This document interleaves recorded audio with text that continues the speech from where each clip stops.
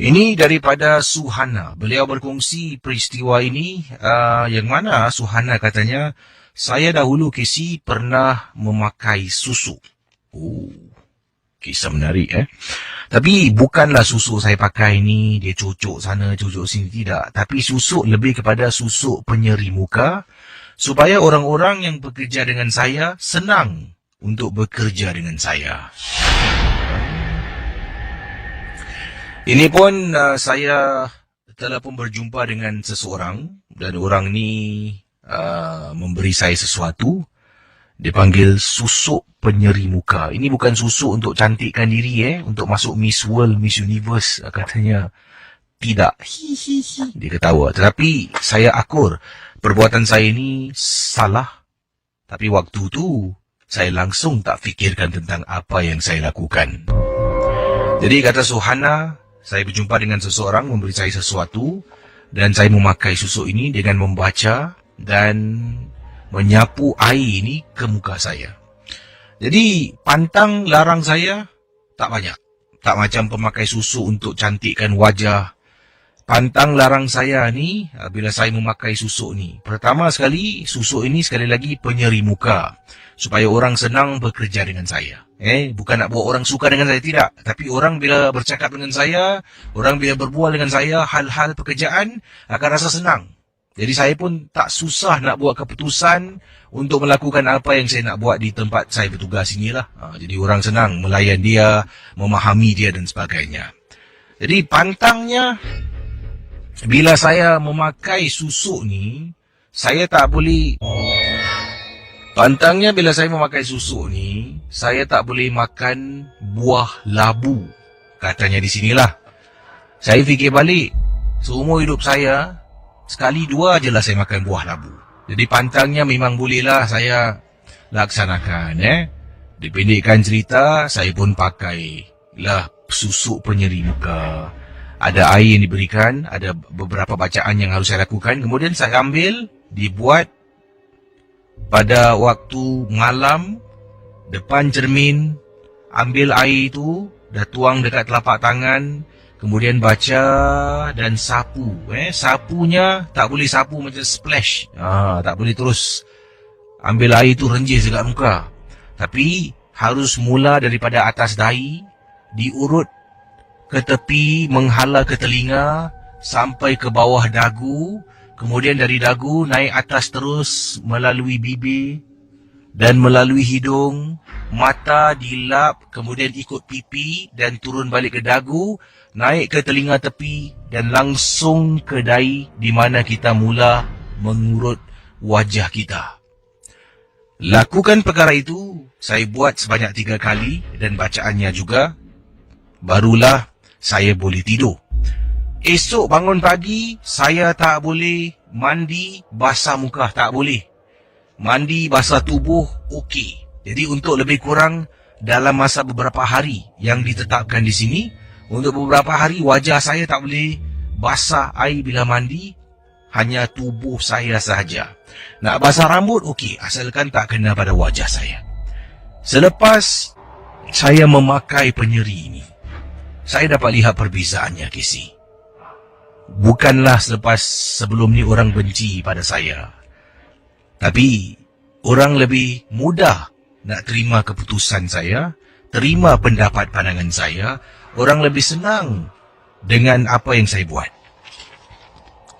Tapi sebenarnya, bila lama-kelamaan kita pakai, dah masuk bulan, Casey. Mula-mula sebulan, 2 bulan, 3 bulan, 4 bulan. Kita akan buat sesuatu dan melanggar pantang. Saya termakan sup labu. Dia macam sejenis sup bubur yang dibuat oleh seseorang. Saya ingatkan isinya bukan labu. Saya pun tidak terfikir, saya makan. Kemudian malam tu bila saya tidur, wajah saya rasa gatal sangat. Garuk bila tengok cermin. Ya ampun, Casey. Bintik-bintik kecil seolah-olah macam alergi keluar di wajah saya. Masih tetap saya tak fikirkan yang saya ni termakan labu. Malam tu pergi hospital, Accident and Emergency, A&E, jumpa doktor. Doktor kata ni mungkin alahan ataupun ada alergi. Doktor kasih makan ubat ni, kasih injek wajah saya. Ya, apa reaction yang ada pada muka? Turun kisi. Wah, saya pun balik ke rumah, saya rehat. Malam berikutnya saya tak tahu apa yang berlaku.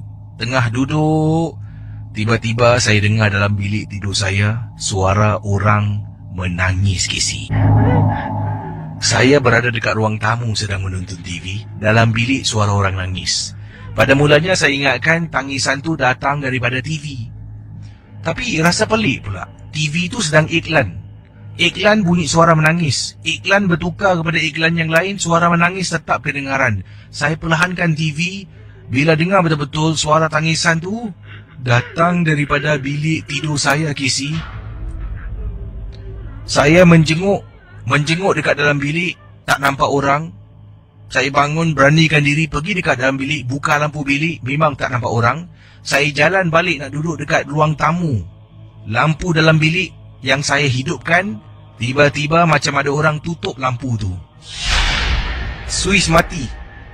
Saya pusing. Mungkin tak tekan betul. Patah balik. Saya hidupkan balik suis lampu tu. Jalan balik. Suis lampu orang matikan kisi. Malam tu dalam rumah, mak saya dengan bapa saya tidak ada di rumah, kata Suhana. Saya seorang diri, selalunya ada mak dengan bapa saya. Jadi sekarang macam mana kisi? Saya dah takut. Dengar suara lampu dibuat main. Saya akhirnya terlampau mengantuk dan penat, masuk dalam bilik. Saya nak tidur, lelapkan mata. Dalam tidur, saya termimpi ada sejenis makhluk yang tubuh tinggi besar pegang tangan saya dan nak tarik saya untuk ikut dia, kisi. Saya terbangun pada waktu malam. Bila saya terbangun dari tidur, tengok dekat luar, hujan selebat-lebatnya. Astaghfirullahaladzim. Saya mimpi seram. Tercungap-cungap nafas saya, lari daripada makhluk tinggi besar tu yang nak tarik tangan saya. Bangun hujan. Saya bangun nak tutup tingkap sedikit sebab saya buka tingkap agak besar. Jadi bila angin tiup air hujan tempias masuk ke dalam bilik saya. Saya tarik tingkap perlahan-lahan nak tutup ni. Dalam bilik saya, kisi, saya dengar suara orang mengerang. Dan kisi, selepas kejadian malam itulah, kemana saya pergi, orang takut nak dekat dengan saya. Sebelum ni saya pakai penyeri muka, orang suka dekat dengan saya. Kali ni orang takut. Saya bercakap dengan orang, setiap kali saya bercakap dengan orang ni, teman-teman kerja saya, mereka akan tengok dekat belakang saya macam mereka nampak sesuatu yang saya tak boleh lihat dengan mata saya, kisi. Nanti tengah cakap, berbual, kerja ni macam mana sekarang paperwork ni, bla bla bla bla. Tapi mata dia bukan pandang saya. Tengok belakang saya. Rasa takut. Dan ada juga kadang-kadang ada yang cuba elak daripada nak bercakap dengan saya, kisi. Bayangkan pendengar Misteri Jam 12. Saya dah tahu dah. Ada sesuatu yang tak kena pada saya. Saya tidak lagi berjumpa dengan pakcik yang menyediakan khidmat sekian-sekian tu.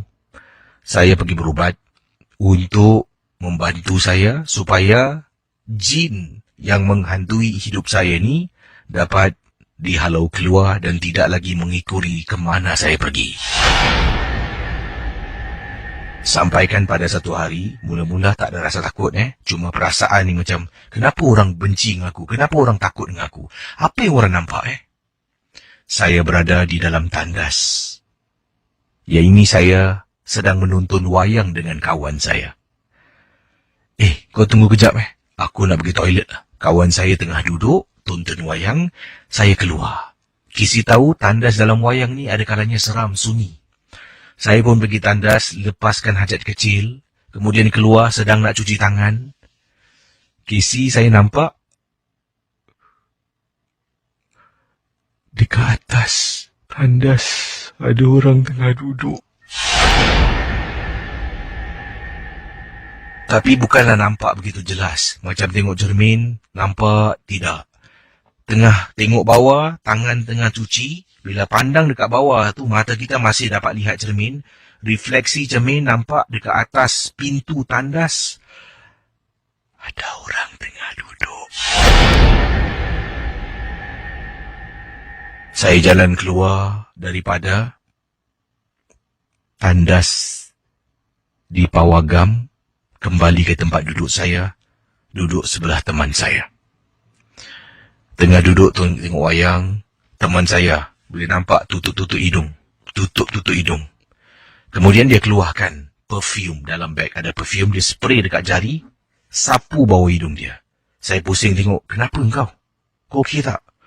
Busuk lah bau orang tepi engkau tu. Hah? Saya toleh. Tepi saya tak ada orang, Casey. Kau cakap apa? Tak ada, perempuan yang duduk tepi kau ni. Tadi tak ada.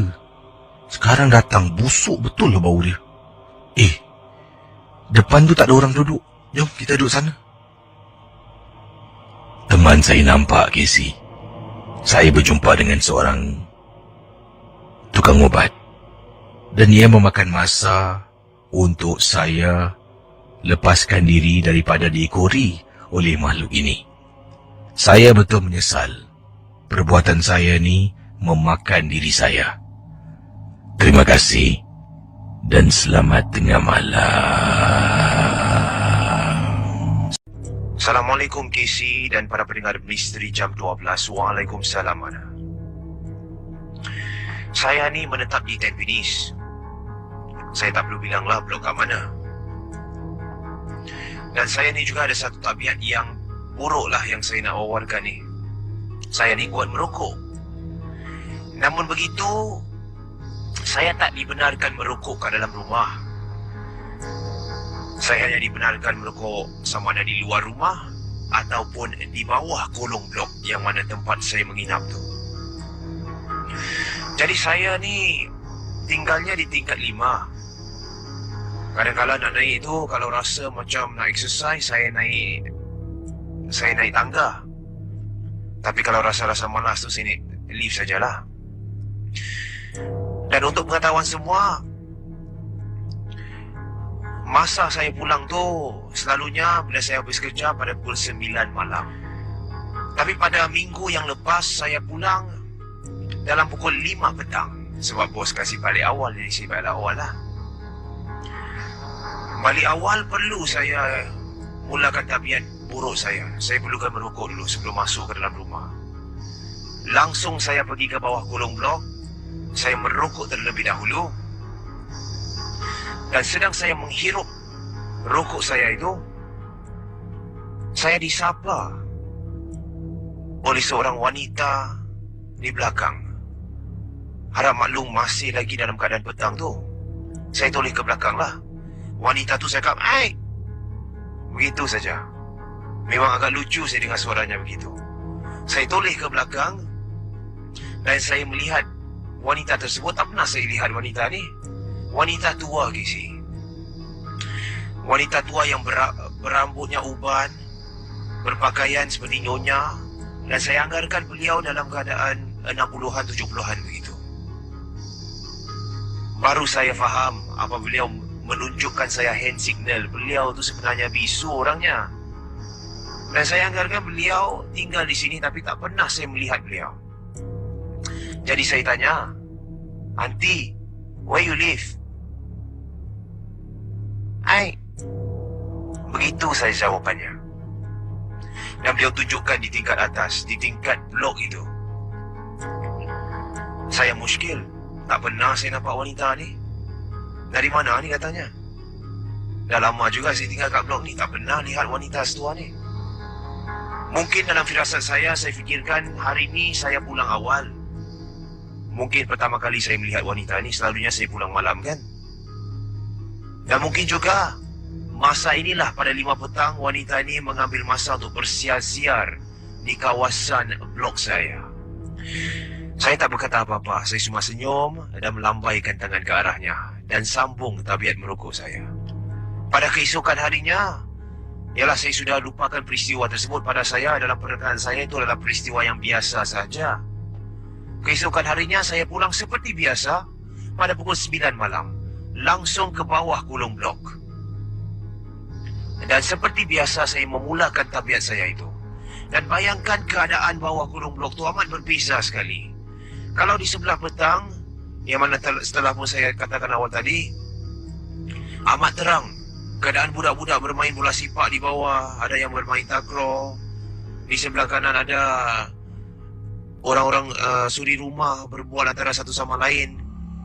Tapi dalam keadaan malam sunyi, walaupun pada 9 malam pada ketika itu, dengar suara ini sekali, iaitu hari sebelumnya pada pukul 5 petang. Ketika saya pulang daripada pekerjaan, saya dah tak sentuh lagi. Tak ada apa-apa. Terus dalam bayangan minda saya terfikirkan wanita tua yang semalaman telah saya jumpa di bawah blok yang sama, tapi pada masa yang berbeza. Takkan wanita tua tu nak jalan pagi malam-malam ni? Semalam kalau rutinnya petang-petang, takkan dia jalan malam-malam. Orang tua mana dia jalan malam-malam pada ini? Saya melihat ke jam tangan saya, rupa-rupanya sudah lebih 2 jam saya duduk di bawah blok. Dah pun pada pukul 11 malam. Saya rasa tak sedap hati. Langsung saya berdiri, ambil beg saya langsung pergi ke lift untuk masuk ke dalam. Tapi sebelum saya melangkah masuk ke dalam lift, saya terberhenti seketika. Rasa tak sedap hati nak masuk. Bila masuk mana nak lari bila pintu dah tutup. Saya toleh dan pandang ke arah. Beransur naik ke tangga tingkat 2 sampai ke tingkat 3. Ingat, saya tinggal di tingkat 5 pada ketika itu. Sampai saja di tingkat 3, koridor tu memang dah sunyi lah. Semua jiran-jiran dah tidur, dah pukul 11 malam dah. Saya berhenti seketika, penat di tingkat ketiga. Dan ketika saya mencuri-curi ambil nafas, memang bulu roma saya. Takkan suara ni ikut daripada bawah sampai ke tingkat 3. Namun begitu suara tersebut datangnya daripada tingkat yang keempat. Jelas sekali. Saya takut. Saya badi. Takut naik ke atas ke tingkat 4. Pada ketika itu bayangkan saya masih lagi berada di tingkat yang ketiga, mendengar suara yang sama. Jadi saya terus alihkan tumpuan saya untuk menaiki tangga yang lagi satu, yang betul-betul berada di sebelah ujung blok. Dan ingat, pasti sekiranya anda tinggal di rumah pangsa, selalunya ada dua buah set tangga. Dan selalunya 2 buah set tangga ni diletakkan hujung ke hujung daripada satu blok. Jadi ingatkan, saya nak elakkanlah naik ke tingkat 4 menggunakan tangga tersebut. Saya jalan mengikut koridor, pergi ke tangga yang lagi satu. Saya perlahan-lahan naik ke atas. Dah sampai tingkat 4. Rasa macam nak pitam. Nak naik ke tingkat 5 tu lagi satu cabaran. Sebab apabila saya nak naik ke tingkat 5, di tangga yang berbeza itu, terdengar di atas tingkat saya dah tak tahan lagi. Saya memegang handrail tangga tersebut dan cuba untuk menoleh apakah sebenarnya suara yang telah mengikori saya sejak di bawah blok tadi. Lihat, merenung tajam ke arah saya adalah wanita yang telah pun saya temui semalaman, Casey. Sempat beliau mengatakan, "Hey," dan menunjukkan seolah-olah beliau tinggal di tingkat atas. Saya memberanikan diri. Saya cuba untuk lari ke blok bawah. Saya cuba dengan sedaya upaya, walaupun pada ketika itu kaki saya ni dah beratlah nak bergerak. Saya turun ke bawah. Pula pada ketika itu dah sampai di kolong blok, saya terjumpa dengan rakan saya yang tinggal di tingkat 2. Ali namanya. "Li, Kau ada tahu ada wanita tua tinggal kat blok kita tak? Wanita tua mana? Wanita tua lah, dia bisu lah, dia tak boleh cakap. Dia bukan bisu, dia pekak, jadi dia buat suara-suara tu. Dia tak boleh cakap dengan betul lah. Yang tahu dia cakap macam gitu je dia cakap dengan aku. Ali pucat seketika dan mengatakan bahawa wanita yang beliau maksudkan jelas dengan deskripsinya sendiri merupakan arwah neneknya yang telah pun tinggal di blok yang sama dan telah meninggal setahun yang lalu. Itulah kisah seram saya yang ingin saya beritahu kepada para pendengar Misteri Jam 12. Terima kasih sekali lagi kerana sudi mewawarkan cerita saya.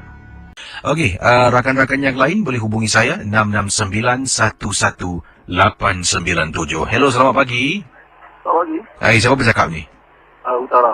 Utara, apa khabar? Baik. Dah lama tak dengar cerita Nama dah cari. Saya nak cari awak. Awak ada cerita, awak cari saya lah. Macam tu. Ada Utara ni. Anda pernah dengar trek 14 ke dekat kawasan Jurong ke? Track tu tak lah, tapi kawasan dia memang sunyi je. Dan ni satu lagi yang tadi, cerita tadi tentang mana ni, Sarah di Mount Vernon. Ada pernah lalu kawasan tu? Jalan tu masih ada lagi kan? Masih ada Ada lah. Dulu kubu bidadari kan. Saya tahu dulu kawasan tu. Sekarang tak ada apa-apa lah sekarang. Sekarang dah Dulu, nantilah tak lama lagi ada dia akan naikkan rumah-rumah betul lah. Dan kisah pengalaman anda tentang apa, Utara? Silakan. Anti laut. Silakan. Itu bukan pengalaman saya tau. Kawan saya pengalaman. Siapa yang alami ni? Rakan? Kawan saya lah. Okey, silakan. Cerita saya lah. Boleh? Boleh teruskan. Okey. Ni apa tu, kawan saya ada 8 orang. Maksud dia 8 orang lah. Dia naik tungkang AZ, duanya kan. Di utara perairan Singapura lah. Habis diorang tangkap ikan waktu tu, tak tahu kenapa lah malam tu lah. Banyak ikan dapat tu. 1 baldi, 2 baldi, 3 baldi, 4 baldi, sampai 5 baldi lah penuh. Jadi tiba-tiba depan tu, kita terus lah, pakai bangsa gitu kan. Sebang saya, sampai depan kan, Pak Laut tu, tiba tu muncul benda, apa tu, hitam tu. Kepala lah. Kalau orang kan, tapi bukan orang, manusia kan. Dia anti laut lah kan. Dia punya kepala muka hitam. Dia punya mata dia bulat. Hitam tau, tak ada putih dia, hitam tau, bulat. Okay. Hitam lah. Tapi kemudian rambut dia tebal-tebal tapi dia 9 helai tau. Jadi kawan-kawan dia tahu, kalau gini satu bagi kau apa buang lah. Dia bilang ni sayang lah kan, dah banyak ikan dapat kan. Tapi kerana apa tu, dia seram kan, dia ikut nasihat kawan dia lah kan. Ibu dia tu bersuara tau. Tahu tau, ada ikan. Macam-macam kerjanya gitu. Jadi dia buang satu bagi ikan ke dalam laut kan. Dia masih dalam, masih balik kan. Itulah cepat bilang kan, kepada pendengar pernah jumpa hantu laut kan. Betul tak itu rupanya. Jadi agaknya sebelum hantu laut tu jelma mesti banyak ikan dapat lah mungkin tu tanda-tanda lah. Terima kasih Utara Kembali. Okey, itu dia Utara yang mungkin sedang memandu gustan kenderaan nampak. Baik, kita teruskan hujung talian 669118997. Selamat tengah malam kepada para pendengar Misteri Jam 12. Baru-baru ini difahamkan saudara apa yang berlaku, berita-berita yang dikongsi sama mendapat perhatian ramai apabila kehadiran seseorang ataupun seorang lelaki lebih tepat lagi mengunjungi rumah ke rumah, bertanyakan adakah dalam rumah itu ada tak anak kecil. Ini menimbulkan banyak mungkin pendapat pandangan daripada pengguna internet, tapi rata-rata ramai yang takut dengan kehadiran lelaki berkenaan dengan pertanyaan yang disuarakan. Dia akan ketuk pintu. Ini setelah saya baca kiriman-kiriman yang dikongsi bukan daripada satu, tapi daripada beberapa pengguna internet yang berkongsi pengalaman yang agak serupa.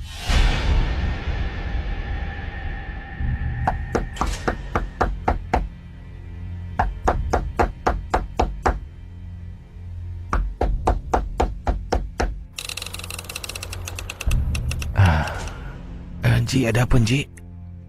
Saya nak tanya, dalam rumah ni ada tak anak kecil?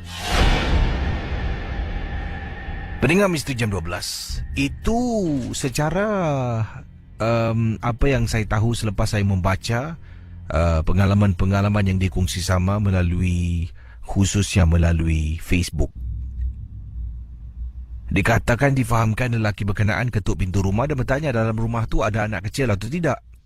Kalau tuan rumah kata tak ada, dia akan angkat kaki jalan. Ini baru berlaku di Singapura. Sama ada benar ataupun tidak, saya tidak pasti. Akan tetapi ada juga yang mengeluarkan kenyataan. Dia mengatakan bahawa lelaki berkenaan ada mengendalikan kelas-kelas tertentu dan sedang mencari pelajar-pelajar untuk menyertai kelas-kelas bimbingan beliau. Pelajar-pelajar ni adalah anak-anak kecil, kata sesetengah mereka. Jadi bagaimana, saudara? Kalau anda pernah, rumah anda pernah dihampiri ataupun didatangi oleh lelaki berkenaan, saya juga ingin menjemput anda untuk hubungi 669-11897. Bukan untuk menakut-nakutkan ya situasi pada tingkatan saat ini, hanya untuk berkongsi apa yang berlaku pada malam itu, apa yang sedang anda lakukan. Dia ketuk pintu rumah, jam berapa anda buka pintu, adakah anda sempat berbual dengan dia ataupun tidak.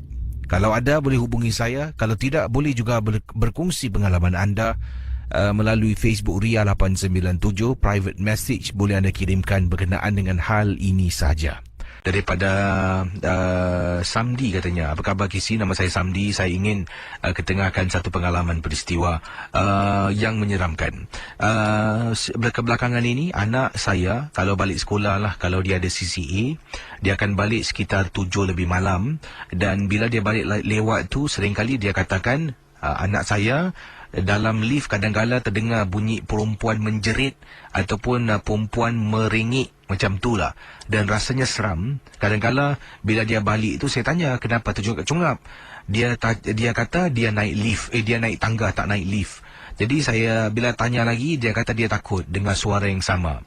Jadi saya pun katakan jangan percaya, itu mungkin gesilan daripada besi-besi dalam lift ataupun chain yang digunakanlah dalam lift. Mungkin dah lama karat jadi hasilkan bunyi macam tu. Tapi anak saya kata tak naklah seram. Rumah kami tingkat 7. Jadi kalau dia balik lambat, kadang-kadang dia akan naik tangga Kisi, melainkan lift tu ada orang naik, barulah dia akan naik dengan orang itu. Kalau orang tu turun tingkat 4, dia akan turun tingkat 4, dia akan naik tangga sampai tingkat 7. Jadi satu malam tu, katanya selepas mendengar rancangan Kisi, isteri saya ni nak minum sesuatu dan dia katanya nak terus suruh saya belikan lah. Jadi saya pun okeylah, saya pun pergilah ke kedai 24 jam berdekatan dengan rumah saya. Saya keluar rumah, saya turun lift. Dalam nak turun lift, dah tadi dengar Misteri Jam 12, saya teringat akan kisah yang dikongsi oleh anak saya tentang bunyi yang menakutkan. Tak dengar apa-apa pun, saya keluar dari lift, pergi ke kedai, beli minuman, kemudian saya pulang. Bila nak pulang, saya sampai saja di lobi lift, ternampak ada seorang makcik sedang berdiri menunggu lift. Pintu lift terbuka. Dari jauh, saya nampak makcik tu masuk ke dalam lift. Saya pun lari Kisi. Katanya, saya lari sampai lift saya tekan. Masuk dalam, pintu lift tertutup. Kemudian saya tekan, saya tengok butang lift belum lagi ditekan. Saya tekan tingkat 7, saya pusing belakang baru nak tanya, makcik tingkat berapa? Kisi, dalam lift tak ada orang Kisi. Tiba-tiba meremang bulu rumah saya bila terdengar bunyi yang anak saya sebutkan. Kisi, bunyinya macam perempuan meringik. Betul Kisi. Saya rasa tak sedap hati, saya tekan tingkat 5, pintu terbuka, saya naik tangga. Pulang ke rumah naik tangga Kisi. Kalau Kisi tak percaya, Kisi boleh periksa lift yang terletak. Nak sebutkan atau tak nak Tak apalah, saya rahsiakan. Takut nanti orang yang tinggal kawasan ni tak nak balik naik lift Semua gaya hidup sihat, panjat tangga.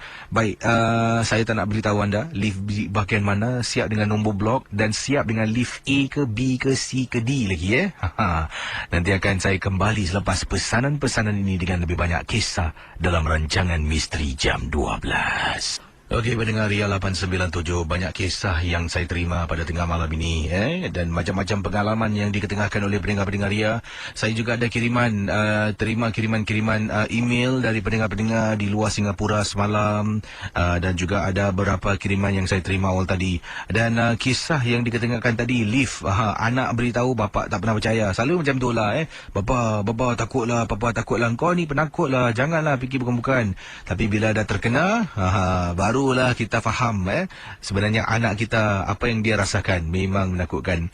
Yang ini daripada Nolia. Assalamualaikum, Waalaikumsalam. Saya pendengar Misteri Jam 12 berasal dari Pulau Pinang. Oh, orang Pulau Pinang. Apa khabar Nolia? Nolia nak berkongsi satu peristiwa. Yang ini katanya Nolia, berhati-hatilah kepada yang suka pulang lewat malam. Ada kalanya memang tak boleh dielakkan kerana kita ni keluar bekerja, balik rumah tu kadang-kadang sampai lewat malam. Tapi itu mungkin kita keluar mencari rezeki kerana Allah. Jadi kalau niat kita suci dan murni, kita niat aku ni mencari rezeki kerana Allah, insya-Allah tidak ada apa-apa akan berlaku. Masalahnya ni apa yang berlaku pendengar Ria 897 FM, apabila kita balik lewat malam kerana keluar untuk bersukaria, kemudian kita ni balik lewat malam kerap, benda ni suka perhatikan gerak-geri kita. Kalau kita dekat luar rumah, dia tengok, oh dia ni selalu balik pukul ni, waktu macam ni, dia akan jalan dekat kawasan aku ni. Lama-kelamaan dia akan ikut balik. Itulah yang berlaku kepada diri saya, kata Nolia. Saya ni kerap kali, waktu tu muda kisi, sekarang ni dah matang lah. Alhamdulillah, cepat dah berubah. Kalau masih ikut perangai dulu, saya rasa mungkin saya tak ada dekat sini untuk berkongsi dengan Casey. Jadi, waktu muda, saya ni gemar sangat pergi kelab-kelab malam, Casey. Balik lewat-lewat dengan kawan-kawan, ya pergi menyanyi karaoke lain. Kadang-kadang sampai dekat rumah jam 3 pagi. Mak dengan bapa saya pula jenis yang sering kali bergaduh. Bapa kadang-kadang pun tak balik rumah. Jadi agak kocak-kacir keluarga saya pada waktu itu. Maka itu bila saya balik lewat pun tak ada orang pun kisah. Saya ni anak tunggal kisi. Jadi bila balik rumah, dah kerap balik rumah, pernah sekali saya buka pintu, saya terpekik. Sebabnya tolak pintu, ruang tamu rumah gelap, tapi saya nampak dekat ruang tamu ada 3 perempuan tengah duduk dalam gelap di ruang tamu rumah saya. Itu yang buat terpekik tu. Bila pekik, kita pejam mata. Kemudian buka mata perlahan-lahan, tengok dekat ruang tamu, walaupun gelap, tetap boleh nampak. Terus saya masuk dalam, buka lampu. Malam tu mak saya ada di rumah, sampaikan dia terbangun. Baru dia sedar. Nolia, engkau ni pukul berapa balik? Kalau dia tak bangun, dia pun tak tahu pukul berapa saya balik. Pekakkan telinga je lah Casey kena marah. Pada waktu tu lah, kata Nolia. Jadi saya ni sebenarnya dah takut. Bila mak marah, perasaan takut ni bertukar menjadi marah, geram. Terus saya masuk bilik, ambil tuala, mandi, bersihkan diri, tidur. Keesokan harinya, saya tak keluar, berada di rumah. Kemudian beberapa hari kemudian keluar dan balik lewat malam. Dan sampaikan pada satu hari, saya ni sedang berjalan nak pulang ke rumah. Bayangkan pendengar Ria 897. Apabila saya dapat rasakan macam ada sesuatu yang ikut saya dari belakang. Saya tak berani nak toleh ke belakang. Saya hanya berdiri dan saya katakan, tolonglah, jangan kacau akulah, jangan ganggu akulah. Aku tak bersalah, tolonglah. Ingatkan, cakap macam tu benda tu akan lari. Lagi dia akan ikut kita sebabnya dia tahu yang kita pun dah tahu dia ada. Selalunya orang cakap, orang akan marah. Apa ni? Ganggu aku, ikut aku. Pergi kau. Jangan kacau aku. Selagi kita buat macam tu, kita menunjukkan yang kita tahu dia hadir, lagi itulah dia nak ikut kita balik. Selepas tu, saya ingatkan dah okey tau Casey. Bulu rumah pun tak meremang, saya pun jalan macam biasa. Sampai depan rumah, buka pintu. Kemudian, masuk dalam rumah, tutup pintu. Waktu tu, saya masuk dalam bilik. Duduk dekat katil, belum lagi buka baju ni. Sibuk, balas mesej kawan, ketawa-ketawa. Tiba-tiba saya nampak ada susuk tubuh berdiri depan pintu rumah. Depan pintu rumah, daripada bilik boleh nampak pintu rumah. Saya mendongak, bila mendongak, susuk tubuh tu hilang Casey dari pandangan. Dan akhirnya dapat rasakan dalam rumah ni seperti ada sesuatu yang tak kena. Pendengar Misteri Jam 12, katanya Nolia, saya sebenarnya takut nak balik rumah. Dari itu saya balik lebih awal kerana setiap kali balik malam rasa macam ada benda ikut. Saya pulang lebih awal, mula-mula pukul 3 pagi balik. Kemudian saya pulang akan pukul 1 pagi. Kemudian sebelum 12.30 malam. Kemudian kadang-kadang 10.30 malam saya dah sampai rumah. Lama-kelamaan, mungkin dia yang hilangkan diri daripada membuat saya rasa takut. Keadaan mak dengan bapa saya masih teruk. Tapi apakan daya Casey, saya tidak boleh berbuat apa-apa. Itulah pengalaman dari Nolia untuk Misteri Jam 12 berasal dari Pulau Pinang. Pendengar Ria 897 FM. Kita akan teruskan dengan lebih banyak kisah-kisah misteri pada tengah malam ini. Dan diteruskan bersama saya Casey di Ria 897 FM. Saudara, kisah berikut ini yang ingin diketengahkan dikatakan diceritakan oleh seorang pemandu teksi yang bernama Encik Abdul Halim. Apa kabar Casey dan juga pendengar-pendengar Misteri Jam 12? Terutama sekali terima kasih kepada Casey kerana sudi membaca pengalaman saya ini. Casey, kisah yang ingin saya ketengahkan ini berlaku lebih kurang 12 tahun yang lalu. Dan sampai ke saat ini, kata Encik Abdul Halim, saya masih memandu teksi. Pendengar Ria 897, pengalaman yang tak dapat dilupakan yang dialami oleh Encik Abdul Halim 12 tahun yang lalu. Beliau pernah menjemput seorang penumpang. Penumpang ini beliau jemput, kata Encik Abdul Halim, datangnya dari kawasan Boon Lay. Saya tak nak sebutkan nama tempatnya. Tetapi seorang makcik, entah benar ataupun tidak, kisah yang dikirimkan dalam rancangan MJ12. Tapi pendengar-pendengar Ria 897, seorang makcik menaiki teksi Encik Abdul Halim. Kemudian makcik itu mengarahkan Encik Abdul Halim untuk pergi ke CDA, Civil Defence Academy. Tapi waktu itu Civil Defence Academy bukan di Jalan Bahar. Sebelum Jalan Bahar, betul-betul dekat kawasan Boon Lay, di mana sekarang dijadikan hostel. Pendengar Ria 897, bila sampai saja dekat depan CDA, Encik Abdul Halim pun berhentikan teksinya. Makcik itu mengatakan pada saya, Casey, supaya tunggu sekejap boleh. Dia nak hantar sesuatu kepada anaknya. Kemudian dia nak pulang ke rumah. Jam di tangan saya menunjukkan sekitar pukul 1 lebih pagi, Casey. Pendengar Ria 897 FM. Encik Abdul Halim tunggu dari 5 minit sampai 10 masuk 20 minit. Katanya saya pun dah tak sabar. Saya keluar dari teksi saya pun menghampiri guard room ataupun guard house yang ada di hadapan Jalan Bahar Camp. Pendengar Ria 897, apa yang berlaku? Seorang penjaga guard ataupun mereka dikenali sebagai provost keluar menghampiri saya dan tanya, "Ya bang, boleh saya bantu? Abang cari siapa?" Tak ada. Adik, ada nampak tak tadi ada makcik datang sini katanya nak kasih anaknya barang. Dia naik teksi abang, dia belum bayar lagi, dia turun ni. Nampak dia tak? Makcik? Dia kata dia masuk dalam.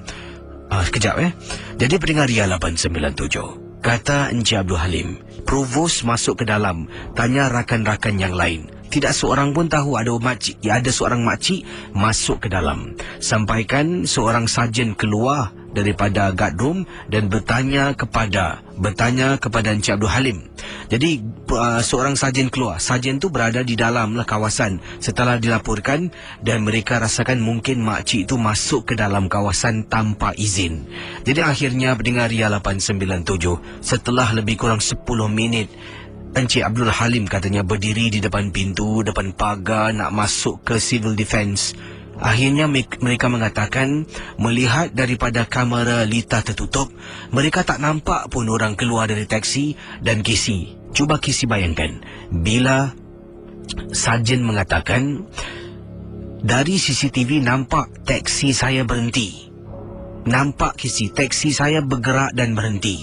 Nampak pintu teksi saya terbuka. Tapi tak ada orang keluar dari dalam teksi saya. Bila saya dengar, saya terperanjat. Jadi saya pun minta maaf pada mereka. Saya tinggalkan kawasan itu, naik teksi dan tidak memandu untuk malam tersebut. 12 tahun saya memandu, tak pernah saya kena gangguan. Itulah kali pertama dalam hidup saya, Casey. Seorang makcik yang nak jumpa anaknya. Entah kenapa agaknya. Terima kasih dan selamat tengah malam dari saya, Encik Abdul Halim, seorang pemandu teksi. Kita terus ke hujung talian 669-11897. Hello, selamat tengah malam. Hello. Halo, Assalamualaikum. Waalaikumsalam warahmatullahi. Siapa bercakap ni? Saya Haji Abdul Majid dari Teknis. Cik Haji Abdul Majid, ada pengalaman kisah misteri tentang apa ni? Ini pengalaman saya ada dalam 3-4 tahun lepas dah. Silakan. Jadi saya ni hantar anak saya, dia National Service dekat Changi Loyang tu.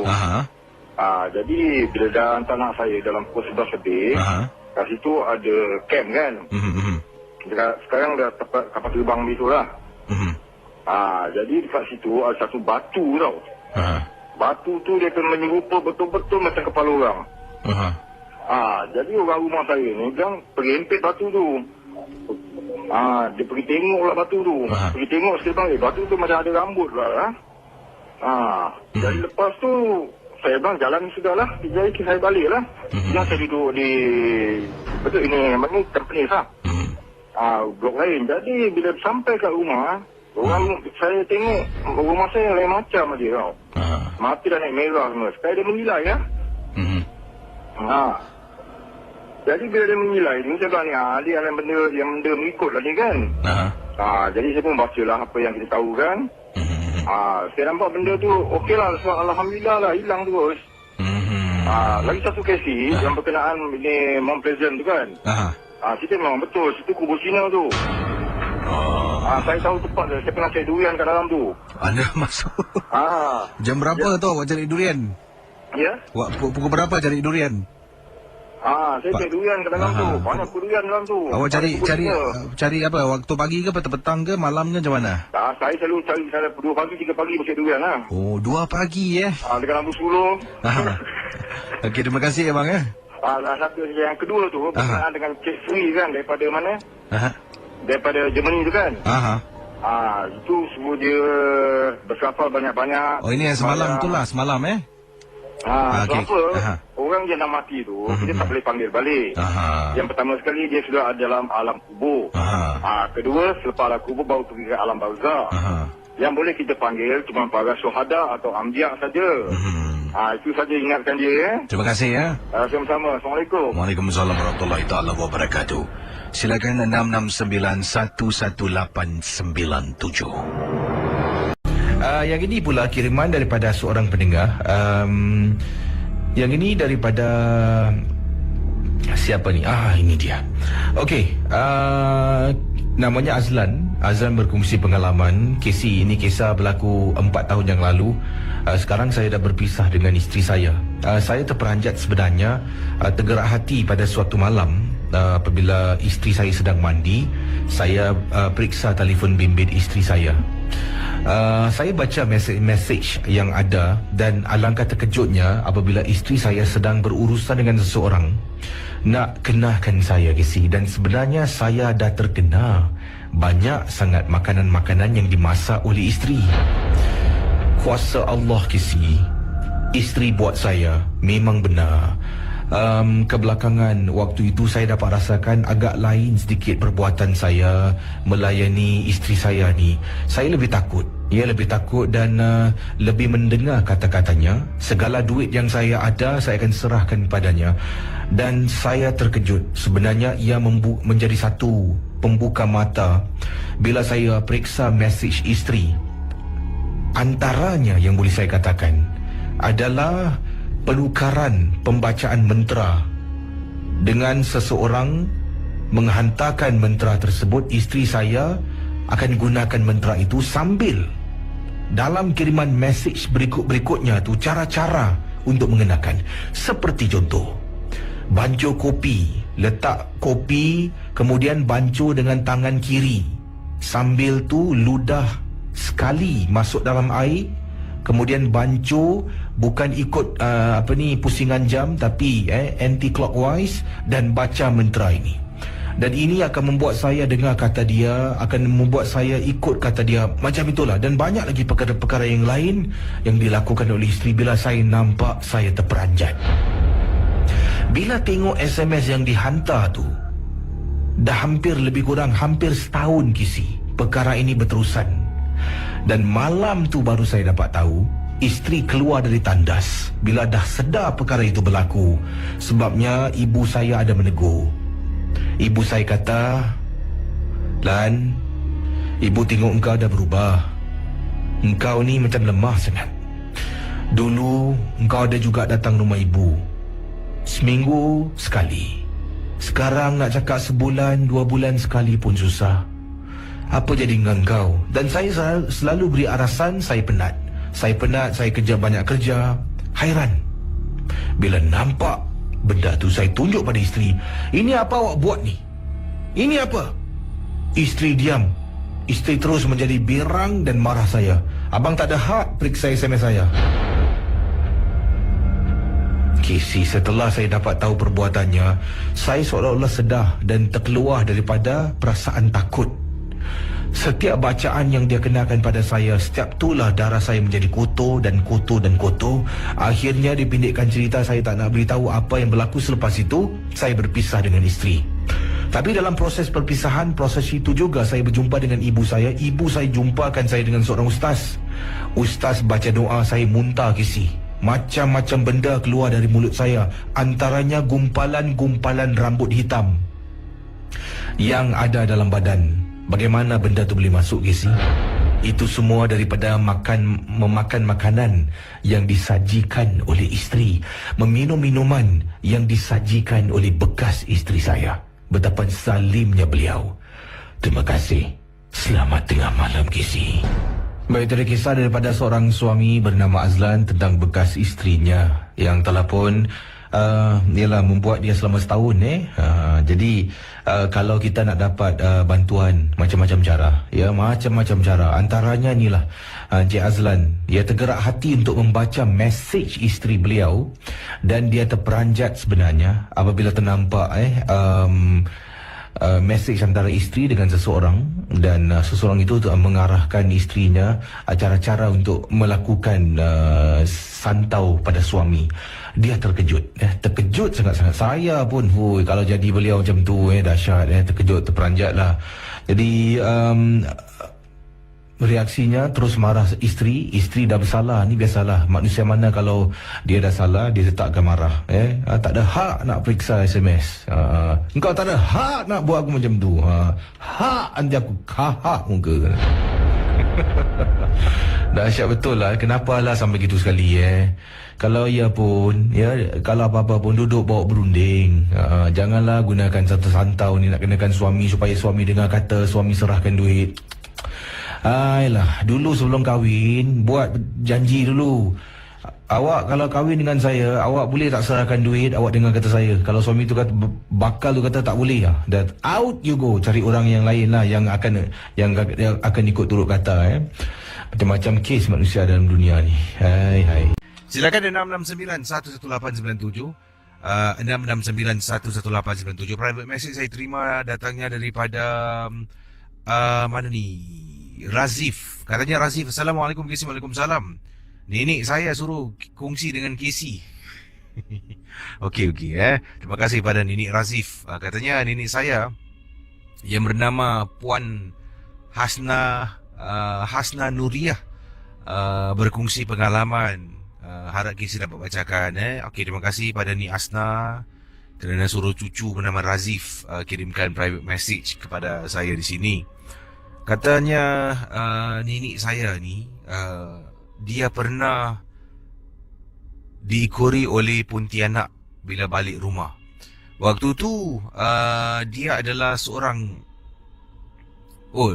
dia seorang diri balik rumah setelah dia pergi ke rumah kawan. Balik rumah jam 10 lebih malam. Dan nenek saya kata Razif sedang berjalan di kampungnya dekat kawasan Pasir Panjang. Jadi sedang berjalan, pada mulanya dia rasakan macam ada sesuatu di belakang. Beberapa kali nenek saya kata dia toleh tapi tak nampak apa-apa, cuma perasaan takut tu semakin menjadi-jadi. Nenek teruskan perjalanan, sampaikan pada satu sudut, nenek terperasan di salah sebuah pohon seperti ada kain putih yang berkibaran. Lazimnya orang kaitkan kain putih adalah kehadiran makhluk Cik Pon. Jadi nenek saya pun memang tahu tentang kisah penampakan Cik Pon yang pernah diceritakan. Kalau zaman-zaman dulu Casey bukan macam sekarang. Sekarang ni cerita melalui Facebook, tersebar luas dengan begitu pantas. Zaman dulu kisahnya disampaikan melalui dari mulut ke mulut. Mengatakan dekat kampung tu ada penampakan Pontianak lah dan sebagainya. Jadi saya dengar cerita, nenek saya pernah dengar cerita yang mana mereka katakan waktu malam hati-hati kalau jalan jangan suka pandang atas. Itulah nasihat orang kampung. Jangan tengok pokok. Waktu malam jalan tengok bawah, tengok depan, tengok bawah. Jangan suka mendongak dan tengok atas nak di bahagian-bahagian celah-celah pokok. Takut nanti kita ternampak sesuatu yang kita tak nak tengok. Jadi nenek saya pun teruskan perjalanan setelah ternampak kain putih. Alangkah terperanjatnya kain putih itu seolah-olah mengikuri nenek saya ke mana saja dia pergi. Bila sampai depan rumah, nenek saya beri salam dan memanggil bapa. Katanya memanggil memanggil bapaknya lah, iaitu nyang saya untuk turun. Yang pada waktu itu sedang menuntun Nyang pada waktu itu sedang berada di veranda bahagian belakang rumah, sedang melihat burung peliharaan di dalam sangka, kata beliau. Jadi bila mendengar suara Nyang, suara nenek, jadi apa yang berlaku, nenek saya cuba teriak beberapa kali, tetapi bapaknya pada waktu itu tidak dapat dengar sebab dia berada di belakang rumah dekat kawasan veranda, sedang melihat burung peliharaan. Dan apa yang berlaku, nenek saya panggil lagi dan beri salam yang menakutkan. Makhluk tu seolah-olah macam menjawab salam nenek saya. Anda bayangkan ini kata Razif berlaku pada waktu malam, nenek yang ceritakan pada saya. Jadi ini yang ringkas saja kisahnya. Assalamualaikum. Bapak. Assalamualaikum, Bapak.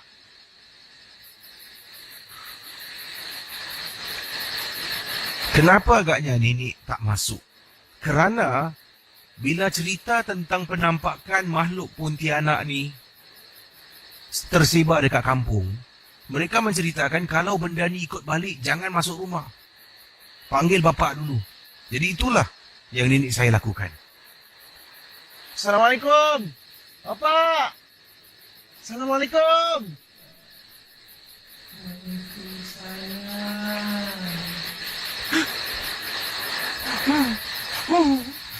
Pak. Bapak. Assalamualaikum.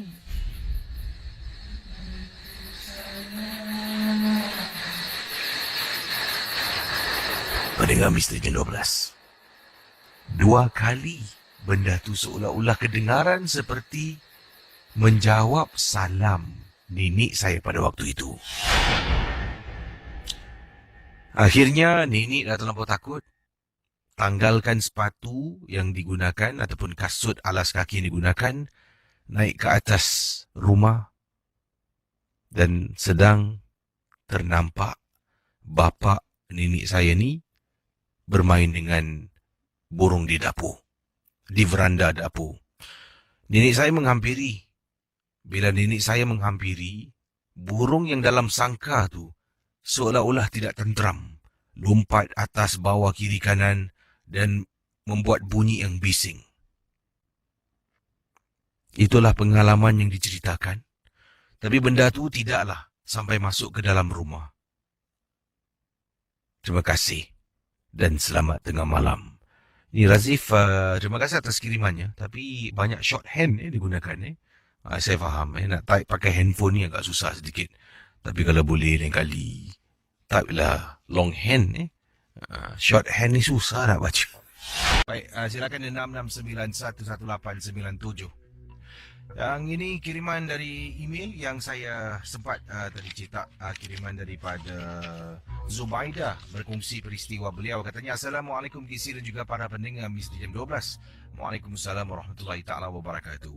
Kisah yang saya nak bacakan ini, KC bacakan ini berlaku dalam perjalanan daripada Boon Lay nak pergi pulang ke rumah saya di Chua Chu Kang. Waktu tu walaupun tidaklah terlampau lewat malam, sekitar jam 9 lebih malam, menaiki bas ... kata beliau, dari Boon Lay ke Chua Chu Kang. Bas ni pula lalu dekat kawasan tapak tanah perkuburan. Dalam bas tu ada beberapa penumpang yang lain lah. Saya ni duduk tempat duduk yang paling belakang sekali dan saya seorang saja yang ada di kawasan itu, di tempat duduk paling belakang. Saya nak beritahu KC, bas ni ada 2 bahagian. Bahagian depan ni antara pintu keluar belakang dan sampai ke depan tu, di situ ada lebih kurang beberapa orang sedang duduk.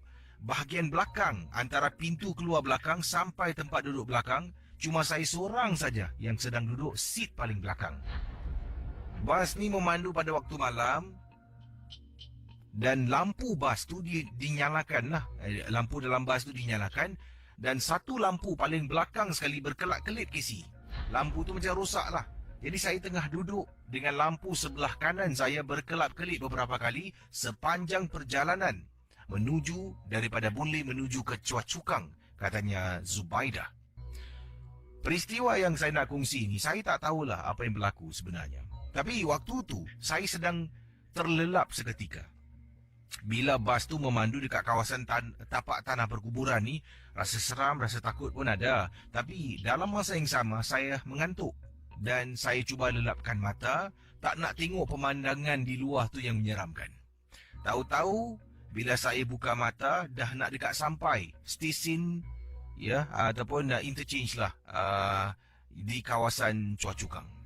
Saya buka mata, depan saya ada lagi lah 2 orang sedang duduk dan di sebelah saya ni ada seorang lagi sedang duduk, tapi yang dia duduk ni tempat seat yang gelap di mana lampu bas di kawasan itu berkelap-kelip, rosak lah. Saya pun tunggu masa bas belok untuk masuk interchange dan saya turun nak tukar bas yang lain. Bila bas tu dah masuk interchange, saya tengok lain semua berdiri. Melainkan wanita di sebelah saya masih lagi duduk dekat kawasan bas yang gelap tu. Saya nak tegur, mulut saya macam berat nak bertanya. Selalunya saya akan bertegur. Tapi saya pun buat bodoh lah, dah terlampau penat sangat. Saya jalan turun bas, sampai dekat pintu bas nak turun ke bawah, saya dah tap EZ-Link saya.